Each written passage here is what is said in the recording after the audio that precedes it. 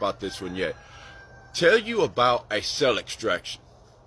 All right, I'm gonna piggyback off this video by Justice23, and this provides his perspective of it, and I'm gonna give you my perspective of it. I've talked a little bit before about the 5-man team and cell extractions and uses of forces and stuff. Like, generally we would call it a use of force when we're suiting up. Like, it might be a use of force for cell extraction or something, right? But it's all the same thing. So I was one man on the 5-man team. And if you watch that video, he describes what each member of the team is. So first they have a real big guy like me pushing the shield up front.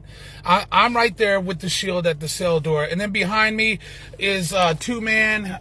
Two-man is responsible for getting either the left or right arm. 3-man, he kind of runs the show.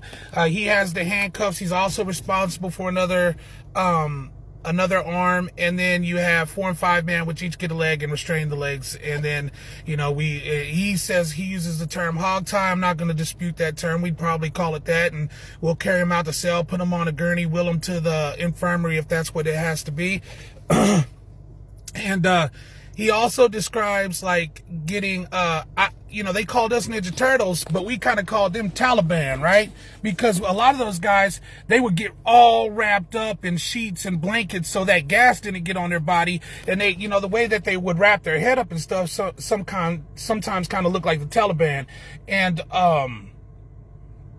yeah, so, and I've seen guys make goggles and gas masks and things like that. I always personally thought that was hella unsafe, just because, you know, I mean, you could smother to death. I mean, because in the moment, everybody's kind of fighting. I mean, and you could, I would worry about it covering your mouth and you not be able to breathe. But he said something so accurate, so true for bosses and inmates alike. You know, whenever you're trying to fade that gas, because that's what we call it, fading that gas, you have to take slow, deliberate respirations. Because I have a gas mask on, but they usually, they don't seal all the way right, and gas can get in there. And I have been right there with the shield and stuff, and I might do this because it happened on my very first use of force until another video, but that gas gets off in there, and it makes it hard for us to breathe, and we're coughing and snotting inside our mask. You know what I'm saying? So it's terrible. And if you watch Justice23's video, he'll also talk about how he has some pokers, and that can be a very dangerous, real situation thing. I've had guys with like motors, fan motors inside of socks, and they can wield those things.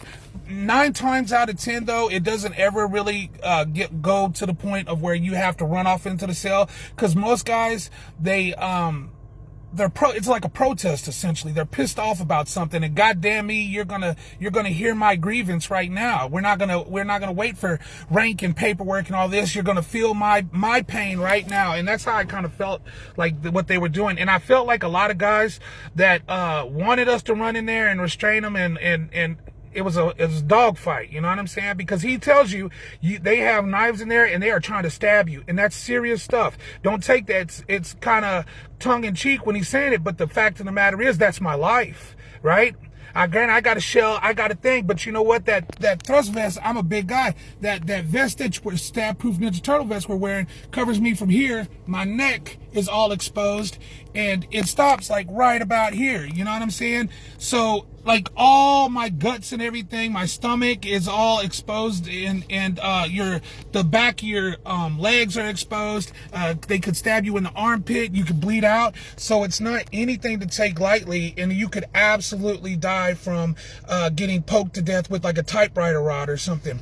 And that's exactly why during those use of forces, I feel like I was a fair boss when I worked out there. I would shoot the little shit. We would do the tongue-in-cheek, slapstick kind of back and forth thing and stuff. But the second that they called me, this is running long, so I'm going to do a part 2. But the second that they called me to suit up, like a thing switched in my mind.